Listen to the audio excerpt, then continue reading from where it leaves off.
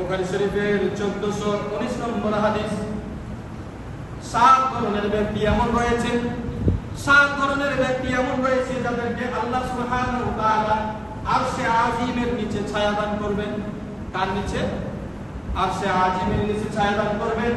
কাল কিয়ামতের দিন, কঠিন দিনে এমন একটা মুহূর্ত হবে, সূর্যটা আমাদের মাথার আধা হাত উপরে চলে আসবে, টকবক টকবক করে আমাদের মগজগুলো ঘুরতে থাকবে আর গলে গলে পড়তে থাকবে।